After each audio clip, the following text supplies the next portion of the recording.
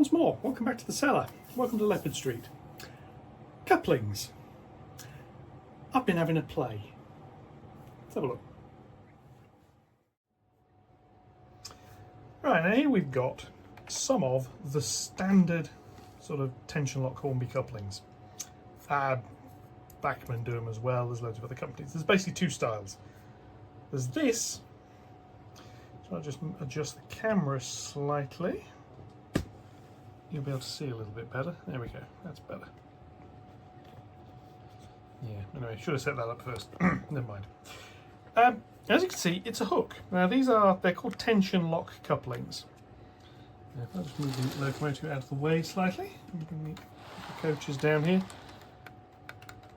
You can sort of see how they work. I mean, this one's a little bit simpler to work with because there's only one hook. But it's a hook and a loop. And normally you would have two. I'm going to bring another coach in. Come down here. Yeah. So now we've got two, and this sort of demonstrates one of the problems is uncoupling them, which is a bit of a pain, but we'll come to that. And they're hooks and they're loops, and as you push them together, quite hard in some cases, they lock over each other, and then when it's been pulled, they're locked around the bar, hence tension lock. When it's in tension, it's locked. When it's in compression, it's not locked. So when it's in compression, I can come under here with this handy little piece of metal here. I can lift both of the hooks and split the train. And this is how those little spring-loaded uncouplers work. When the coaches or whatever is in tension, they roll over and they push the spring down. It's a very light spring. Otherwise, stop over it, push the set back slightly in compression, and up it pops. You can sort of see one of the problems here. They don't always work brilliantly. They look horrible and they're huge, especially these old style ones. Newer ones are a bit better. So let's have a look. Get at least a couple up again. Newer ones look better. So bringing a locomotive in here, and here we have a smaller one. Yeah, it's easier to see if I just poke down from above slightly. If I can do this without destroying everything. It's a lower profile, and because it's lower profile, put the camera back where it was. Sorry. It wobbles a little side to side, so you can go around corners. And here, it'll couple with the old D style, sort of. These aren't brilliantly lined up because these are very old coaches. But there are numerous problems with it. Firstly, they look horrible. Real train couplings don't look anything like this, so they're hideous. Secondly, uncoupling them. Now, if I just send the camera back a little bit, get this around my foot without shredding on anything. Right. Let's uncouple these coaches. Say I want to take this middle coach out.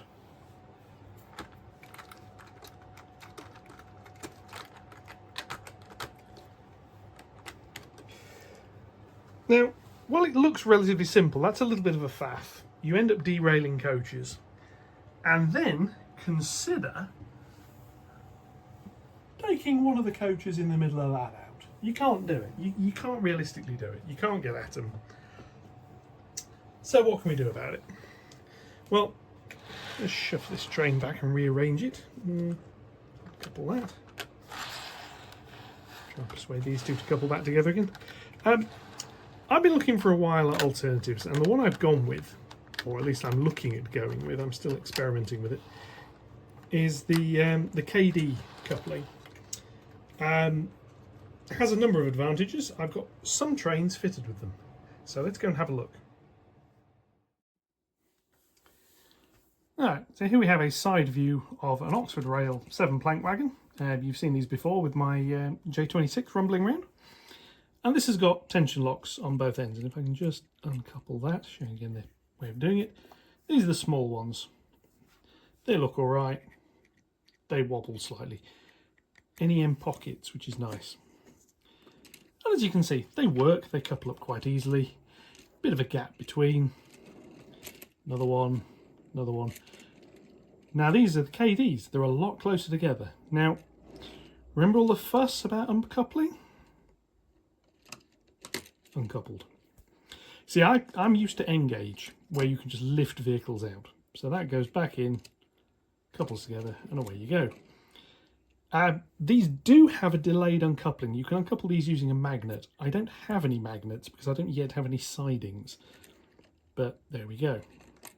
And then you can uncouple. As I'm uncoupling that, I'm derailing the other wagons, you see. But here, coupled up, this one here is in the middle. There, done. Just lift it out of the way. Back in. And they couple up quite nicely. Now, these are not the cheapest things in the world. I will have to admit that. These are, on the Oxford Rail wagons, number 18s. These are, I don't know what the number is. Yeah, just KaDee number 18s. They plug into the NEM pockets. I'm going to convert 2 more in a minute, so we'll have a look at that. It's very, very simple to do. And they go together quite nicely. If you notice, they are quite close. This is on a straight. This was a bit of a problem. Now here, we have a Bachmann brake van. Again, it's quite close. And if I put one of the others on the other end, see, they're reasonably close. I mean, they're not bad, but they're not that close. This looks better. There is a problem. Well, there's a slight problem.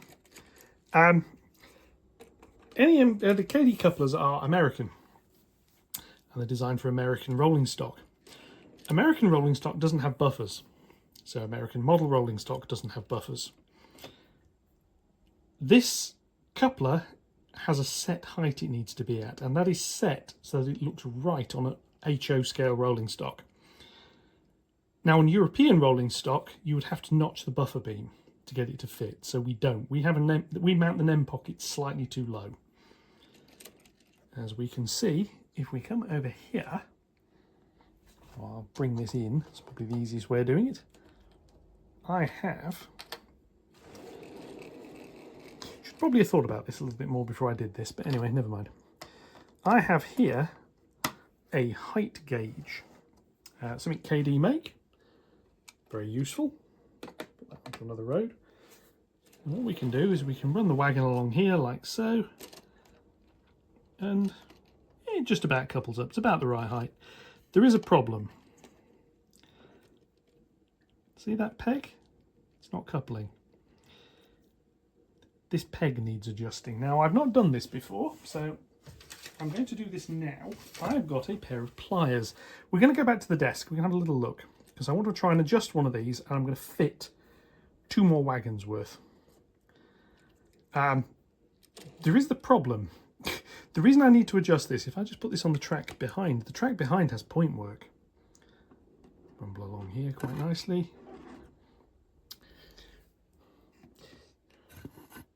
Yeah, I'm just going to move, move a bit of hardboard or whatever it is. But they come over here, and I've got these metal bits are touching the rails. Not all of them, some of them. So pretty much you fit these things, then you have to adjust them just slightly to their new home. So that one needs doing. Let's go to the desk. So here we are at the desk. This is one of the things you find with KaDee couplings. They're not cheap.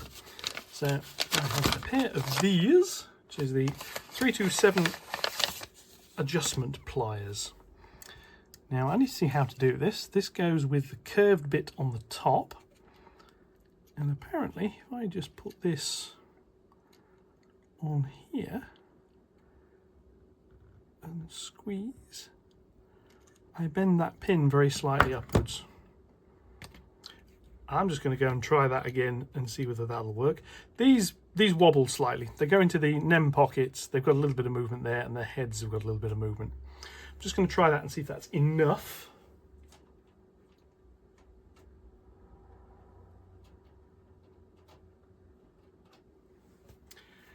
And that tiny adjustment was perfect. So I'm going to do the same on the other end, and then we're going to have a little look back on the layout, and we'll see how it goes. Well, I'll fit a few more, and we'll see how it goes. So that grip in there, slightly like so. And the idea is this hook goes so that it won't touch the rails. There's a little foot on the gauge you put it in. But before we go back and have a look, let's fit another wagon. So the first thing I need to do is take the existing NEM pockets out. Now ideally, you want a small pair of pliers for doing this. I don't have a small pair of pliers, so I'm just moving everything around on the desk trying to find what I've got. I've got a pair of cutters. So I'm going to be very careful with this.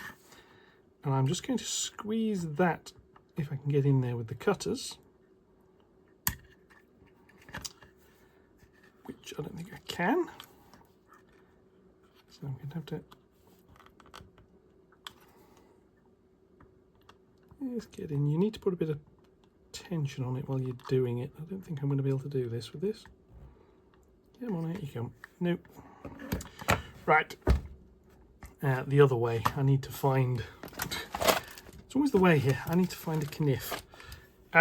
These coupling pockets come out, which is rather useful because I can just slide a knife under them slightly and just lever them up. They come out like that. They're now a lot easier to work with. So if I now pull that out, there we go. That comes out.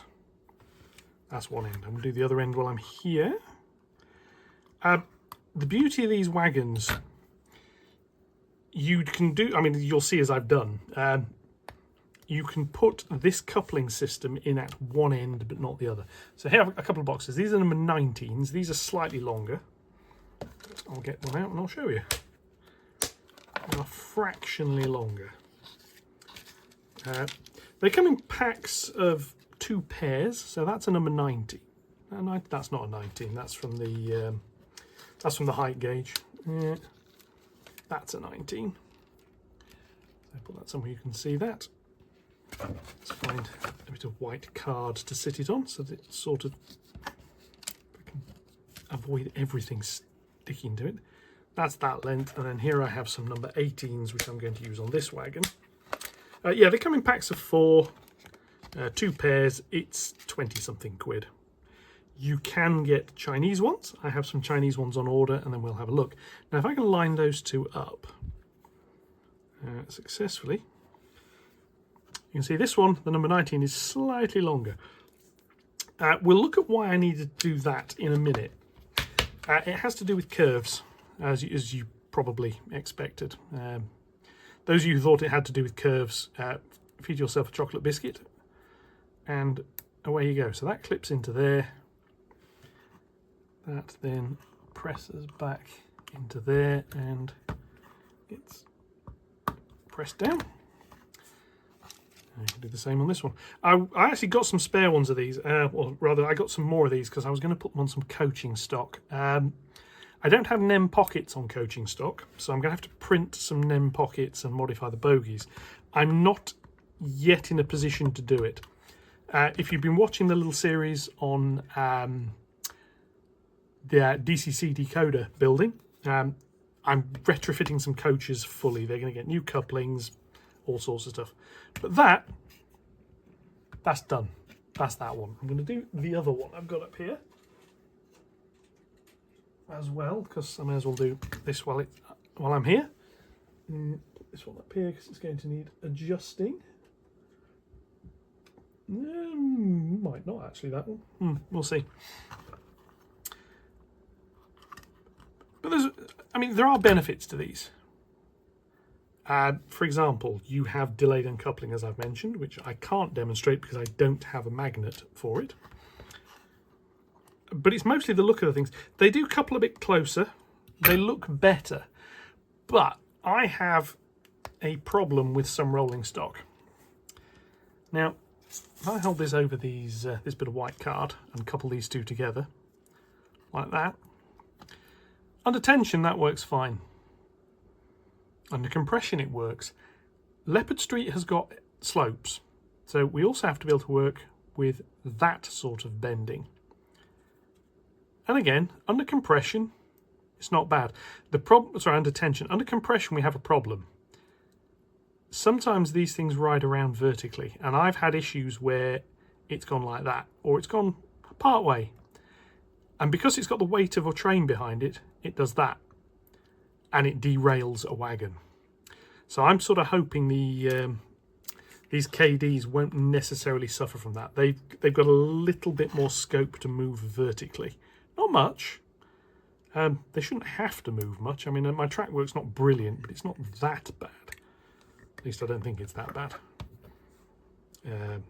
Mileage may vary on that one. It may well be that bad, but there we go. So I'm going to fit a couple of these.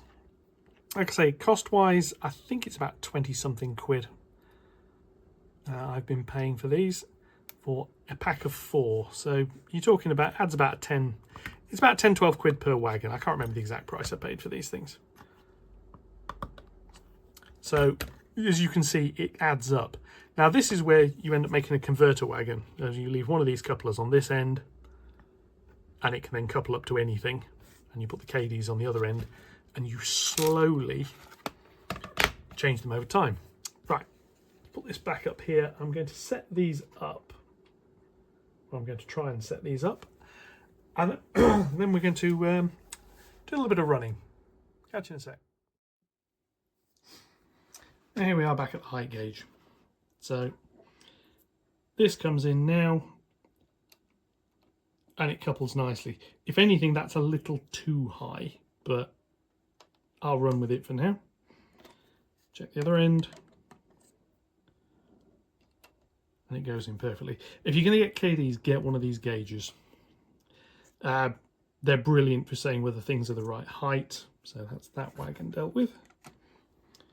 Now see, for example, if I bring the bring the brake van in, see that's actually going underneath the, I think it's coupling, sort of. But one thing you can see there is the coupling is quite low, which is not ideal. So I'm going to have to adjust that, and we'll see how we go. Let me just put the pliers on it again.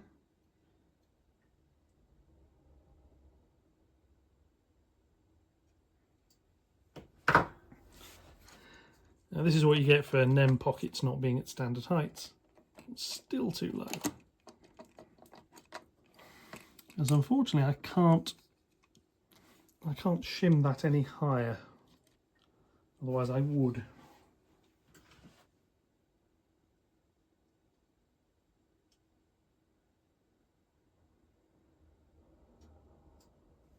There's a little bit of process of trial and error here.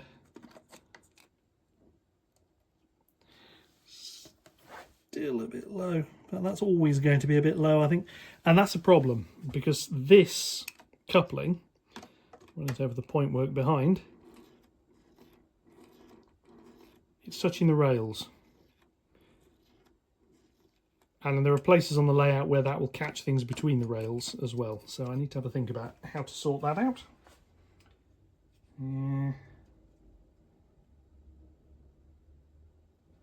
Might be able to lift that up slightly. I'll be back in a mo. Okay, what I've done, I've taken that NEM pocket out at the bottom and I've turned it the other way up, which seems to make a little bit of a difference. So now we can slide along. It still trips slightly, but it couples. So I'm going to stick with that and see how that goes. One thing I'm going to do, not just yet, I'm going to take the normal coupler off the other end. Right, so let's bring in this one and have a little look, see how this adjusts. Again, too low. Pliers. Just a little squeeze, little adjustment. See, it couples nicely now. If you're going to go with KDs, get the pliers. You can, in theory, do this using normal pliers. These are designed for the job and will bend the wiring around platform without kinking it. It's another one that's working. Bring in the two new ones, or one of the two new ones. Again, see, too low. It's not working.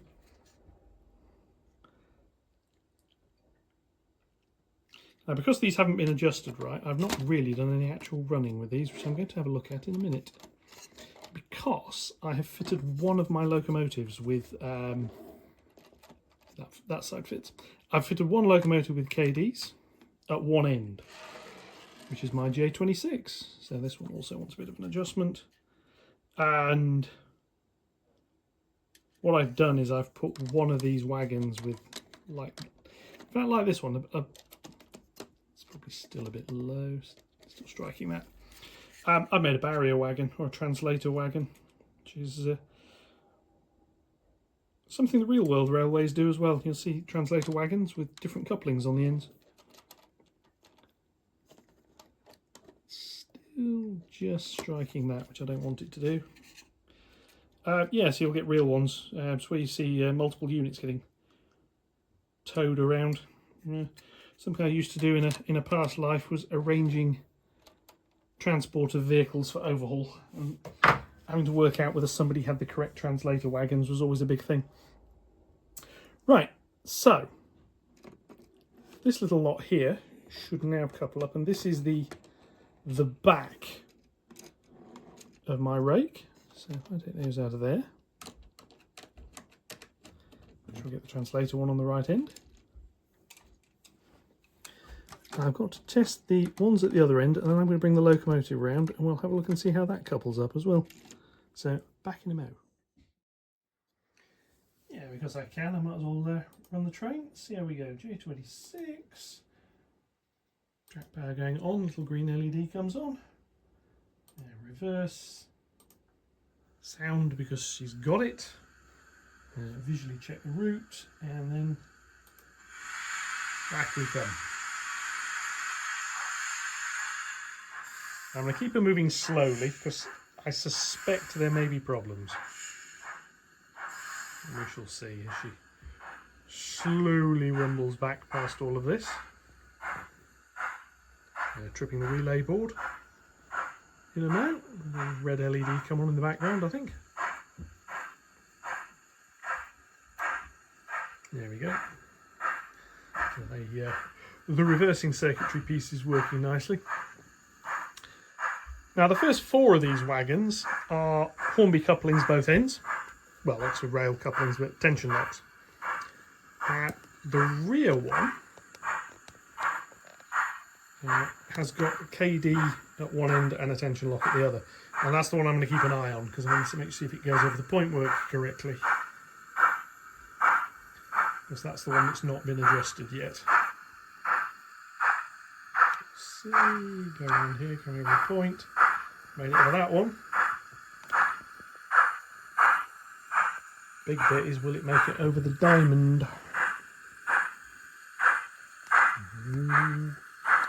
I can feel the tension. It's not strictly speaking true, I can't feel any tension at all. I suspect it'll probably work. Yeah, let's go to the first bit. So we're just going to adjust these. And then I'm going to couple up with the rest. And we're going to try and do a circuit. I have tested this previously and it doesn't do a circuit, because without the adjustment there are various bits that just didn't want to work. So here we go. Backing up nicely. Collapsing there slightly, so tighten that back up. Right.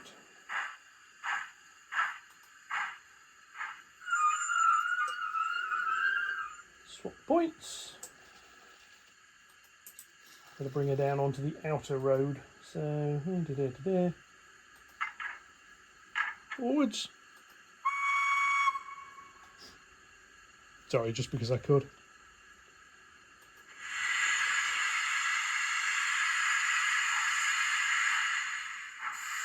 Just because she's a lovely little loco. I really do like running this one. I may be getting some more at some point in the future, but it's not going to happen for a little while.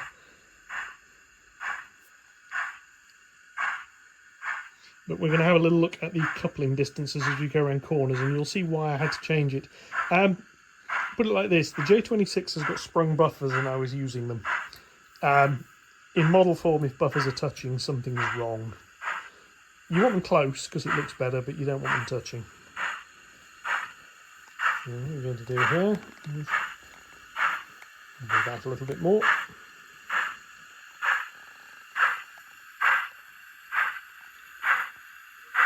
And we should get a decent view down onto the couplings as we go around the corners, actually. So you'll see a little bit what I mean about them being a bit close as we go around here over the points. So yes, as you see, the loco and wagon buffers, they're close, but safe. They're not touching on that. The sharpest bit I've got is an 18-inch radius curve, and that's the torture test for this. Is will this go around an 18-inch curve? We'll find out in a moment. I'm going to have to uncouple some of these actually and roll them back out of the way. Oops, something's now jammed. Now that was one of the coupler pegs. I'll show you what it jammed on in a sec. As we've got around here.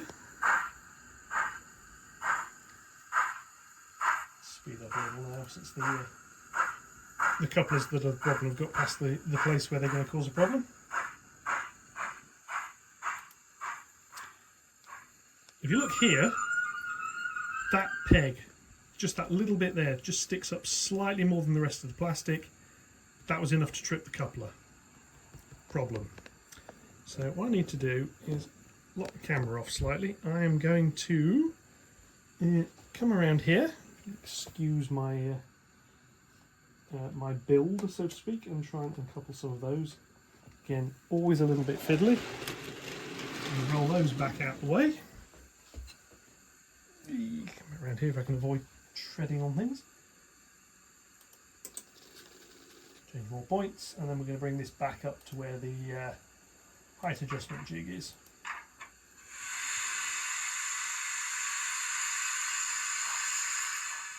And see how well she copes with the points here. I expect this wagon's going to need adjusting, and I expect the J26 is going to need adjusting slightly. As we've just seen, at least one of them's catching on points. And there are places on the layout where the ballast comes up to about rail height, which has caused problems. Yes, in that direction it works. Right, well, I'm going to drag these up to the coupler and we'll see how we go. As expected, the wagon coupler is slightly low. This one, its coupler pocket is low, so I'm going to have a look at that, and then it's reversed. So I'm just going to check that, see what I can do with it. Okay, what I've done, I've turned this pocket the other way up. I think these, I didn't realise these had a way up, but they do. That's now there, and I still had to adjust the thing. Couples in. It's still fractionally low. Oh, that white bit of foam core again. It's still fractionally low, but it's very fractionally, and it couples. And what I meant, if I find my block I had that sat on behind there, put that back in. What I meant about the vertical bit is, as I'm going around the layout, couplings are going to be doing this over joins, and the KDs will do it. So yeah. Right, put that barrier wagon back on the correct end of the rake, and bring Mr. Locomotive up, who is also low. He's also going to need adjusting. So, first thing I need to do with that is turn the power off.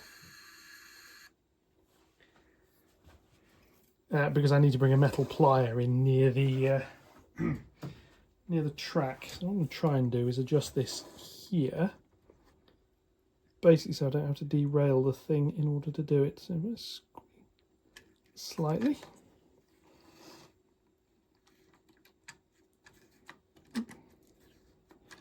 Check that works. Lift out, and there we go. That's now working.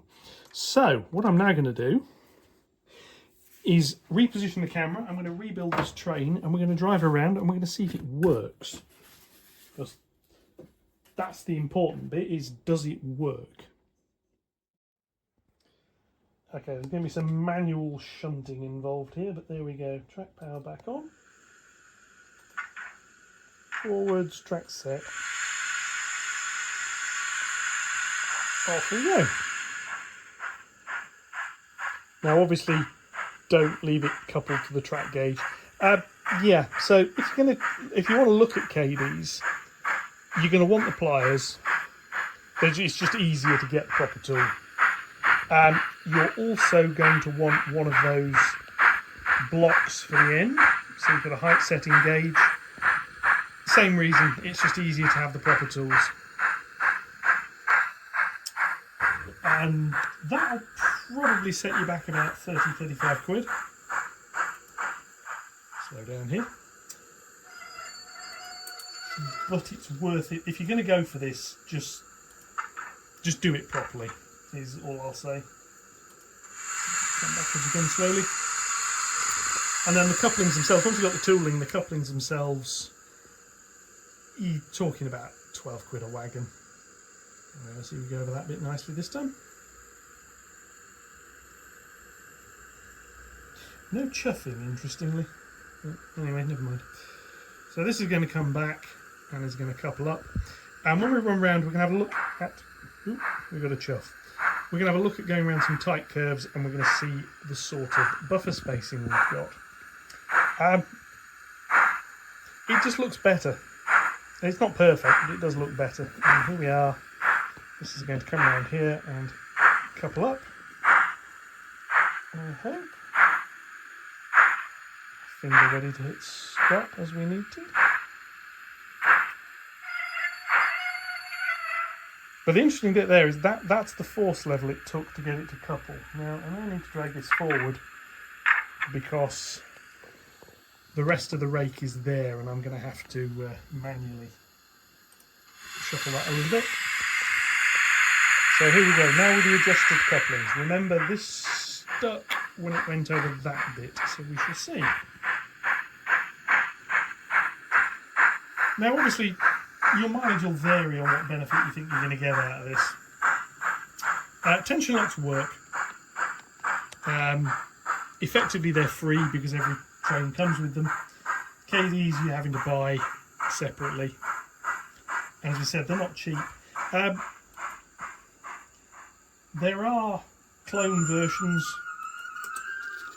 I do have some of those on order, like I said, so I'll see what they're like as and when. The camera's going to go a little bit floppy now, but I may need to put this down here manually. I had some fun and games with these dapple wagons while I was doing the shunting, of just pushing them over points was causing problems. So yeah, right, they can go back there. So this has now got 3 fully equipped KaDee wagons and the rest partly. So back into reverse. She's going to come back, grab her train, and then push them back up the hill a little bit. Basically to clear the point work, because I'm going to have to manually shunt the other train round. So here we go. Again, really nice locomotive. The wagons are quite nice as well, I must say. And I've only got the 9 of them. They're going to end up as part of an open train. The rest of which, I can't move the camera around because I've locked it, is over there with the Q6. This little one is going to end up. I've basically got 3 locomotives and 2 big freight trains at the minute. Right, that looks working, so a little bit quicker.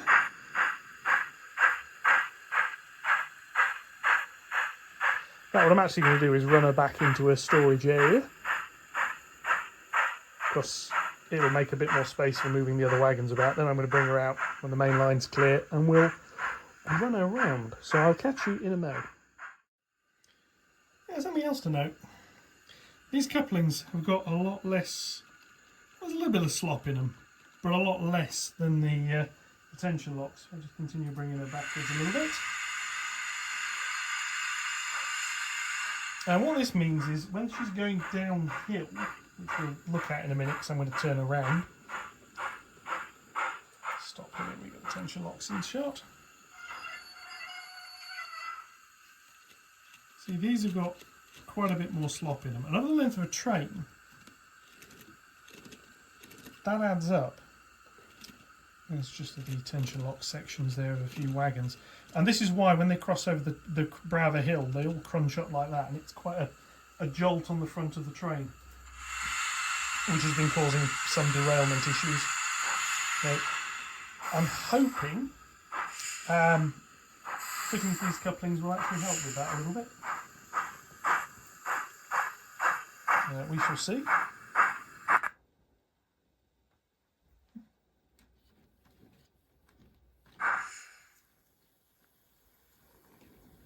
For a reason there, she decided to reset. Entirely sure why, but that seemed to reset everything. About that. Yeah, layout reliability is something else I've been keeping an eye on. Not always successfully, I must say. Scan that round there.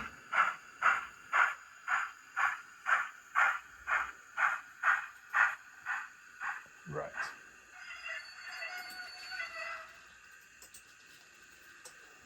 Just reset all the points for forwards through running. And we'll try and watch her as she goes around a circuit, hopefully.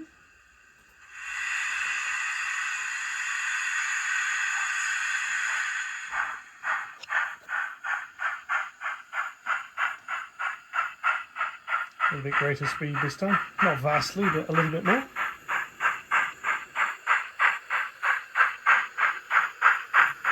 She doesn't really go particularly quickly, this one. And she could, but she doesn't. Seems much more comfortable with the lower speeds. What passes for full speed, well, not quite full speed, but the speed I tend to run at.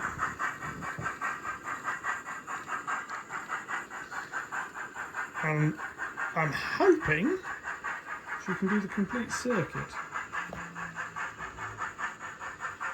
And we shall see.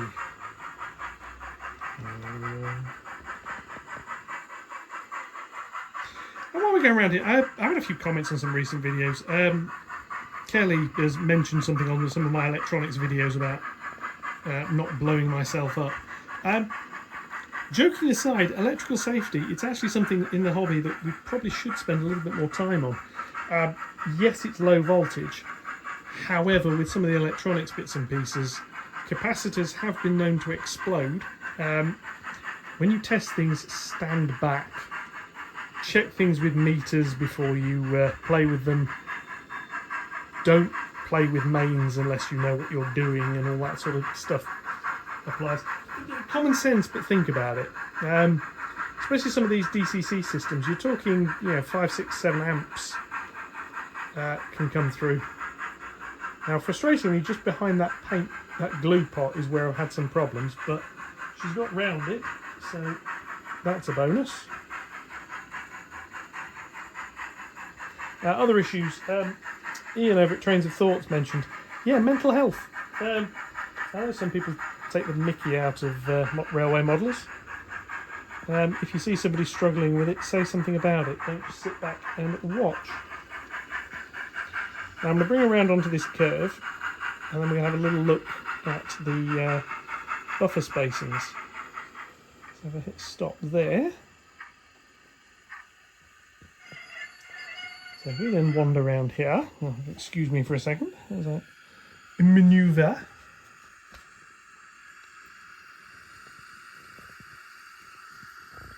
And this camera mount won't go any steadily.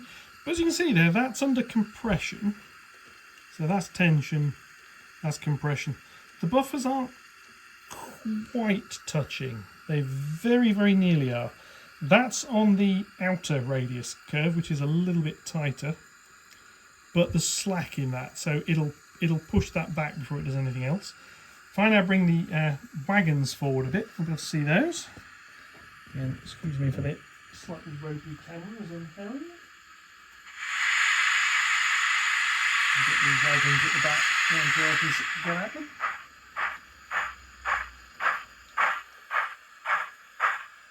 And then I'm going to do a run around at a bit higher speed, including using the reversing link, which is going to require moving another train. It's always different. Everything always seems to require moving other trains, but I do want to test this going the other way. But again, here, see down in here, these are a bit close.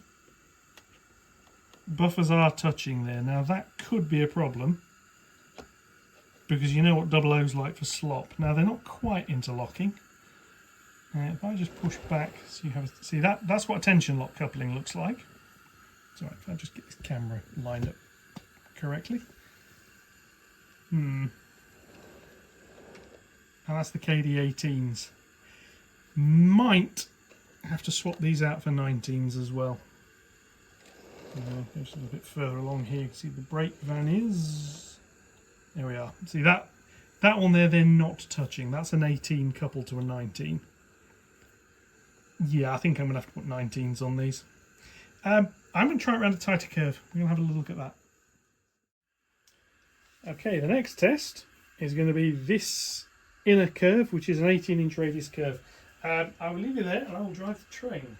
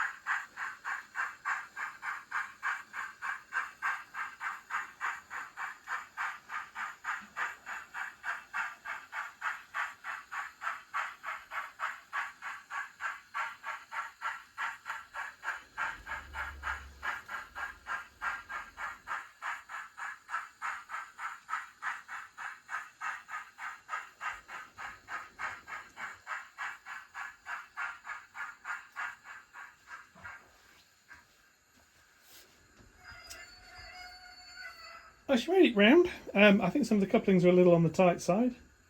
Like I say, I'm going to correct that. I'm going to fit those. I'm going to fit 19s to all of this stuff. What I'm now going to do is run her not all the way around because there's a train in the way. Yeah. And trying to get it into the yard, there's other trains in the way. What I'm going to do is I'm going to run around that rear embankment. I'm going to move the camera so I can zoom in again a little bit on what I'm doing, when I can get it around my feet without treading on anything too important. Because this is where the coupler slop issue really comes in. When we go over the crest of the hill, which is about there, wagons start bunching up. So what I'm going to do is I'm going to see how well she copes with that in that direction. Because I've not run one in this direction around here before. As I say, I can't do a full loop because there's another train in the way, but we'll see. There we go, just reset itself again. I'll leave the camera focused roughly where I suspect if there's going to be a problem, there'll be a problem. Don't want to watch it from all the way around here when she goes round. Rumbling around now on the inner curve. I'm not really expecting too many problems in tension with these because there is a little bit of pull on them. The problem's likely to be in compression. Although in theory KaDee should be slightly better for shunting with backwards, just because there is less slop in them. So as we go over here, let's have a little look. Now the bulk of the train will start to bunch up, which it's just done.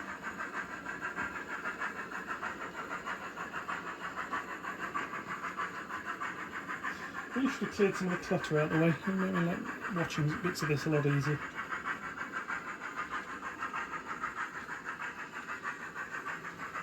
And that corner at the end is quite steep as well, so or tight rather.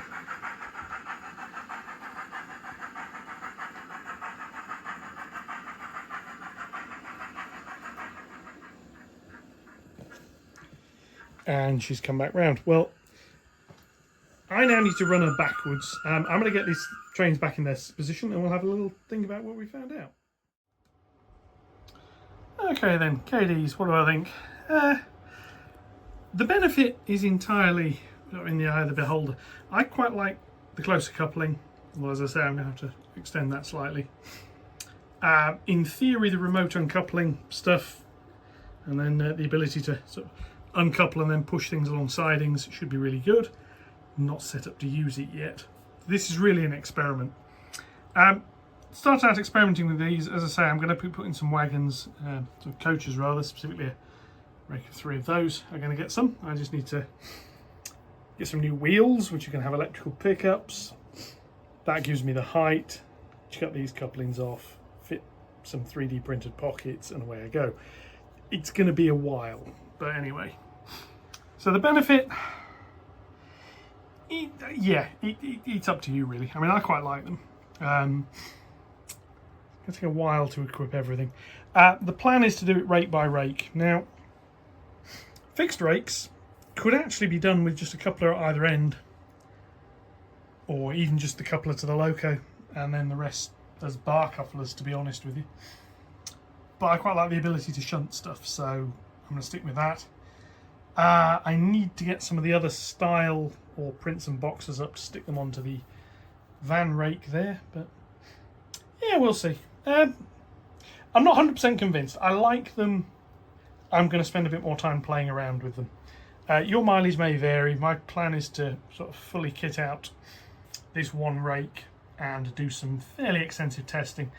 So far, it's gone around this 18-inch curve forwards and indeed backwards. Although I discovered the track needs cleaning as the J26 keeps cutting out on this bit down here. So yes, some track cleaning to do. And I've got some gubbins there. Like I say, if you want to do some of this, there is a starter kit, I think Rails of Sheffield do, which gives you a whole range of different coupling types and a height gauge, although you'll still need to get the pliers separately, which is a bit annoying. But yeah, overall, a little escapade there. Got me driving trains around, which is never a bad thing. So I will leave it all at that. Comments, especially if you use KDs, what have you found? What are the good bits? What are the bad bits? What do you think of them? As usual, sort of like, shares, subscriptions, etc. more than welcome. Until then, enjoy the rest of your week, and I will catch you all in the next one. Thank you very much, and goodbye.